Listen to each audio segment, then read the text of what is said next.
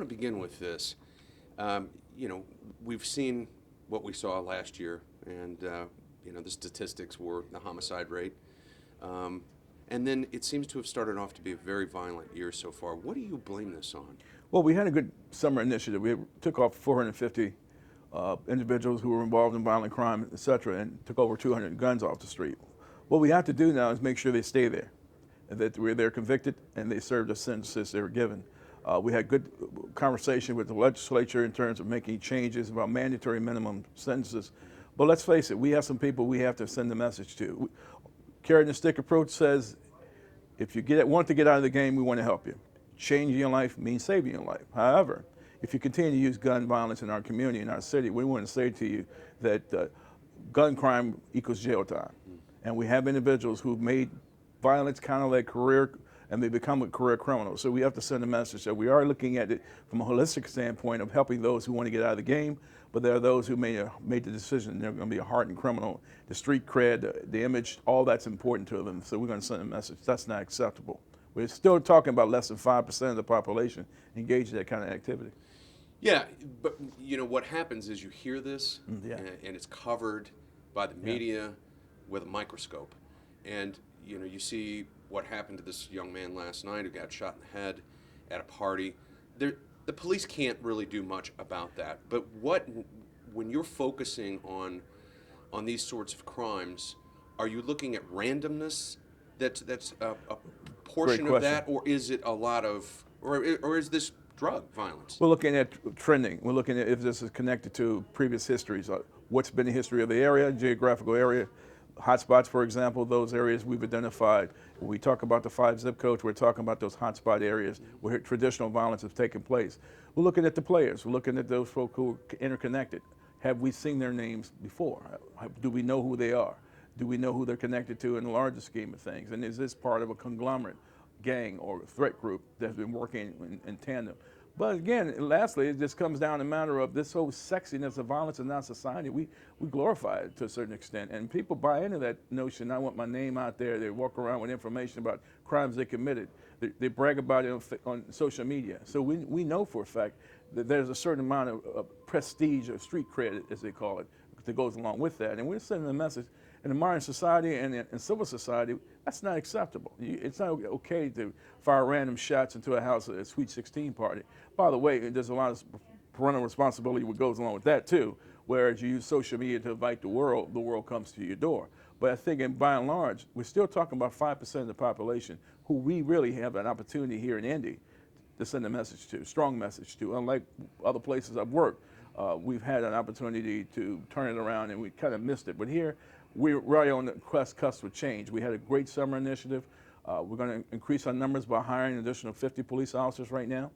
That will help with our attrition rates. But yeah, I think we have a handle on some of it, but the community has to help us with the rest of it. Do you think if you look at the statistics within the last year, of most of those homicides, were most of them drug related? I think a lot of them are drug related, but when you talk about drug related, we're talking about the economy. We're talking about drug deals, but we're talking about money deals. So money's at the forefront of a lot of this. The economy, the underground economy is very lucrative to some people. We have neighboring jurisdictions. We're looking at if, in fact, there's a pushing effect. Are we looking at from the north? Are we looking at it coming from the east? Where is it coming from and who are the people involved?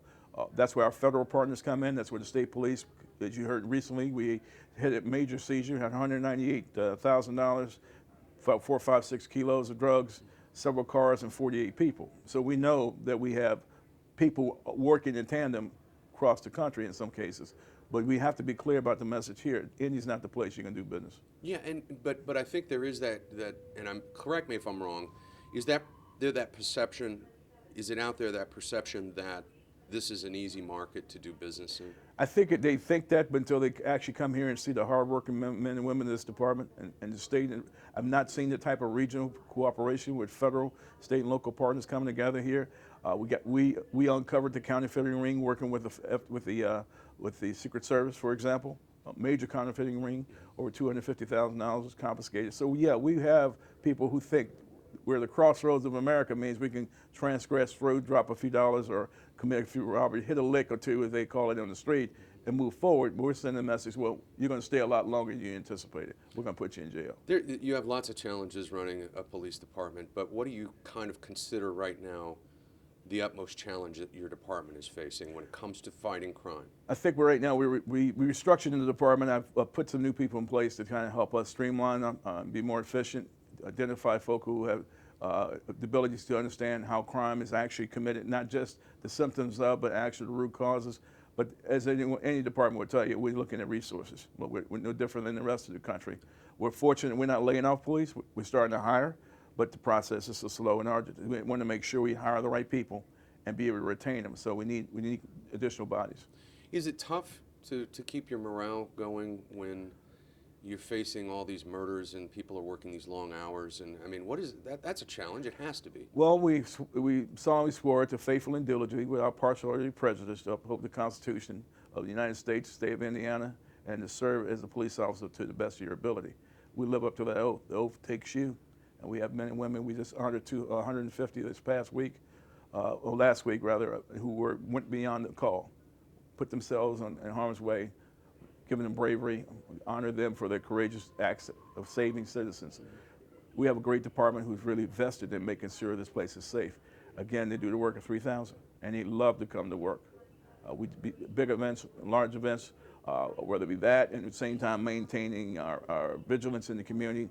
We find a way to get it done. And I have to say, I've never seen such a dedicated workforce in my career. Do you feel like you have enough police officers to do what's needed? I'm a boss. I'm never going to say I have enough cops. I mean, we don't always use more, but I think we've been able to be fiscally responsible. We have not had to lay off police officers. But yes, we're looking to hire additional police officers. We had 200 potential applicants yesterday. Great people, eager young folk, ready to move. We have to find a way to find the resources to hire them and to retain them. We got other jurisdictions looking at members of our agency as well. Community policing, is that where you'd like to, I mean, you know, I hear that from churches and neighborhoods, and they say, we'd love to see more police officers just walking a beat. Well, walking the beat, it's a little with understanding that the beat is not the traditional beat. We have to walk where the data takes us and understand where the perception of crime. We want the community to walk with us. We'll continue our public safety walks with community, but we have to be clear about where we put the police officers in walking areas has to be commensurate with the data we receive in terms of the crime. But yeah, we want to have time for police to get out of the cars, get to know the community, spend time with them, because that's where your intel comes from. You know, you're putting chips in the bank. So if something happens, I get to know you before I get there. So when I show up, I'm no stranger. I'm not an interloper in the community. But we have to free the officers up. So those community members, leaders who know or have resources or know people who need the resources, we need your help. Step it up a bit. Help us. If you have a program that can help an ex-offender get out of the game, we want to push this get out of the game mode this year. Help them transition into that. But again, if you're hiding, aiding, and abetting, and people in the neighborhood know who you are, if you hide them in your house, if you're aiding and assisting them in their crimes, we have to send a message to you too. You're an enabler, and we want to make sure the community understands there's a role to come up and roll up the sleeves. We'll have a reserve police program. We're going to be recruiting for that real soon. Come to us. We'll train you how to be a police officer in a voluntary capacity.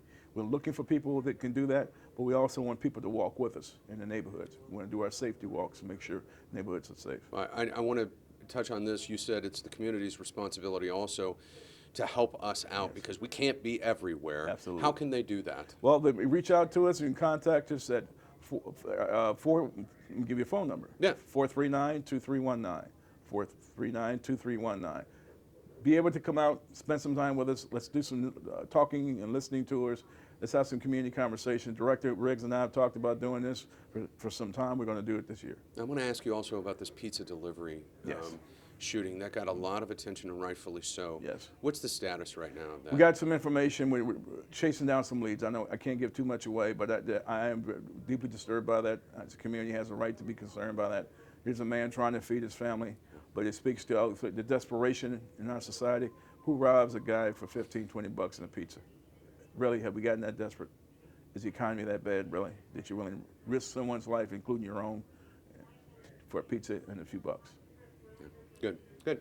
I think we're good. I hit you on a lot of different things. So. You